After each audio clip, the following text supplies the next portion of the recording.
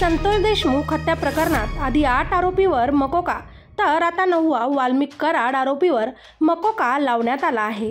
पण हा मकोका कायदा नेमका आहे तरी काय असा प्रश्न तुम्हा सगळ्यांना पडतच असेल। चला आज आपण याबद्दल जाणून घेऊया। महाराष्ट्र संघटित गुन्हेगारी प्रतिबंधक कायदा, Maharashtra control of organised crime act असं याचं नाव आहे। महाराष्ट्र सरकारने संघटित गुन्हेगारीवर वचक बसवण्यासाठी 24 फेब्रुवारी 1999 मध्ये मकोका हा कायदा लागू केला आहे। चला तर मग आता बघूया मकोका नेमका कुणावर लावला जातो। हप्ता वसुली, खंडणी वसुली, सुपारी देणे, खंडणीसाठी, अपहरण, खून किंवा खुनाचा प्रयत्न, बेहिशोबी पैसे मिळवून देणारं बेकायदेशीर कृत्य, अंमली पदार्थांची तस्करी, विक्री, सामूहिक गुन्हेगारी अशा आरोपांवर मकोका लावला जातो। मकोका लावण्यासाठी 2 किंवा त्यापेक्षा जास्त आरोपींची टोळी आवश्यक असते। आरोपीवर 10 वर्षांमध्ये 2 किंवा 2 पेक्षा जास्त गुन्हे दाखल असल्यास कोर्टाने याची दखल घेतलेली असेल तर अशा आरोपींवर मकोका लावला जातो। विशेष म्हणजे गुन्ह्यांमध्ये आरोपपत्र दाखल असावं लागतं। मकोका कायदा लागल्यानंतर आरोपींना जामीन मिळत नाही। संघटित गुन्हेगारी विषयाची माहिती असणाऱ्या, अशा व्यक्तींशी संपर्क किंवा त्यांच्याशी संबंध असणाऱ्या, गुन्हा करणाऱ्या व्यक्तीला आर्थिक किंवा इतर स्वरूपात मदत करणाऱ्या व्यक्तीवरही मकोका लावला जाऊ शकतो। चला तर मग आरोप्यावर मकोका लावल्यामुळे नेमकं काय होतं ते आता आपण बघूया। सगळ्यात महत्त्वाची गोष्ट म्हणजे एखाद्या आरोपीवर मकोका लावला की या व्यक्तीला अटकपूर्व जामीन मिळू शकत नाही आणि अटक झाल्यानंतरही सहजासहजी जामीन मिळू शकत नाही। या कायद्यानुसार पोलिसांना चार्जशीट म्हणजे आरोपपत्र दाखल करण्यासाठी 180 दिवसांची मुदत मिळते। पण इतर गुन्ह्यांमध्ये हा कालावधी 90 दिवसांचा असतो। त्यात आरोपीचा कबुली जबाब पोलिसांना नोंदवून घेता येतो। या कबुली जबाबाच्या आधारे इतर आरोपींवर कारवाई करता येते। मकोका लावलेल्या आरोपीला विशेष न्यायालयासमोर हजर करून आरोपीला 30 दिवसांपर्यंतची पोलीस कोठडी मिळू शकते। चला तर मग आपण बघूया मकोकानुसार आरोपींना काय शिक्षा होऊ शकते। मकोकाच्या प्रकरणाची सुनावणी विशेष न्यायालयात होते। या आरोपींना किमान 5 वर्ष ते जन्मठेपेपर्यंतची शिक्षा होऊ शकते। जर या गुन्ह्यामुळे कुणाचा मृत्यू झाला असेल तर आरोपींना मृत्यूदंड व जन्मठेपेची शिक्षा सुनावली जाण्याची तरतूद या कायद्यात आहे। सोबतच 1 लाखापासून ते 5 लाखापर्यंतचा दंडही होऊ शकतो।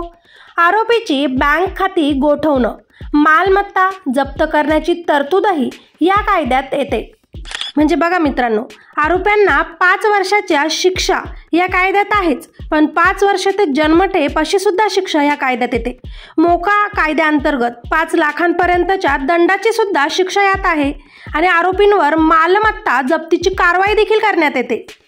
गुन्हेगारी कमी करायची असेल ना मित्रांनो, तर हा कायदा अगदी महत्त्वाचा ठरतो। आता सरपंच संतोष देशमुखच्या हत्या प्रकरणात कुणाकुणावर मकोका अंतर्गत कारवाई होणार? 9 आरोपी: सुदर्शन गुले, सुधीर सांगळे, कृष्णा आंधळे, जयराम चाटे, महेश केदार, प्रतीक गुले, विष्णू चाटे, सिद्धार्थ सोनवणे आणि वाल्मिक कराड। मुख्य आरोपी सुदर्शन गुले, वय 26 वर्ष, मागील 10 वर्षात याच्यावर 10 गुन्हे दाखल आहेत म्हणून हा कायदा याला लागू होणार। महेश केदार, वय 31 वर्ष, याआधी याच्यावर 5 गुन्हे धारूर पोलीस स्टेशनमध्ये नोंद आहेत, त्याच्यामुळे त्याच्यावर देखील हा कायदा लागू होणार। सुधीर सांगळे, वय 23 वर्ष, याआधी याच्यावर देखील 2 गुन्हे दाखल आहेत।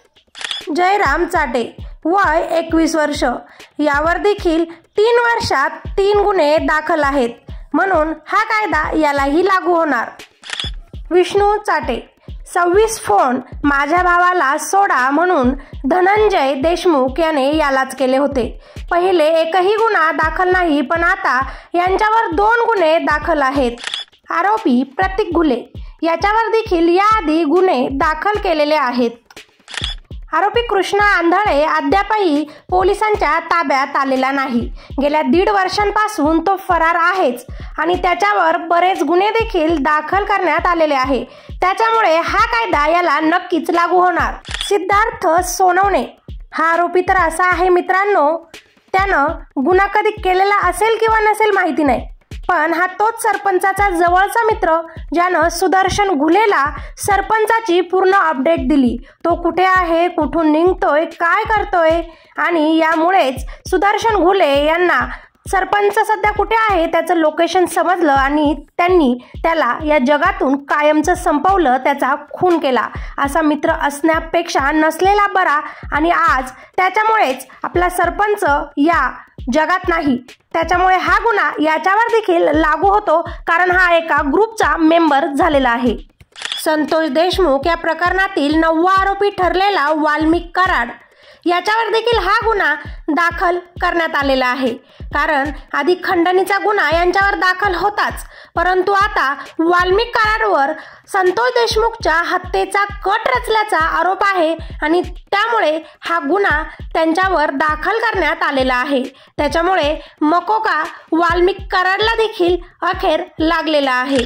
खरं तर वाल्मिक कराडांपेक्षा त्यांच्या टोळीतील हे जे काही 7-8 लोक आहेत त्यांचे सगळ्यांचे जे रेकॉर्ड आहे ते वाल्मिक कराडपेक्षा अतिशय खतरनाक आहेत आणि बरेच गुन्हे त्यांच्यावर आधी दाखल देखील केलेले आहे. संतोष देशमुख हत्या प्रकरणामध्ये जे काही घडलं ते अतिशय लाजिरवाणं होतं. वारंवार अवधा कंपनीकडे खंडणी मागितली, पण कंपनीने दिली नाही. यावेळी संतोष देशमुख अडथळा ठरले, म्हणून आरोपींनी त्यांची हत्या केली असा मोठा दावा CIDने आणि SITनं कोर्टात केला. हा युक्तिवाद ऐकून घेतल्यानंतर कोर्टाने आरोपी वाल्मिक कराडला 7 दिवसांची CID कोठडी आता सुनावली आहे. चला तर मग मित्रांनो, संतोष देशमुख हत्या प्रकरणात संतोष देशमुखला व त्याच्या कुटुंबियांना न्याय मिळणार किंवा नाही मला नक्कीच खाली कॉमेंट करून सांगायला अजिबात विसरू नका. भेटूया अशाच एका नवीन व्हिडिओमध्ये. तोपर्यंत धन्यवाद. सत्यमेव जयते.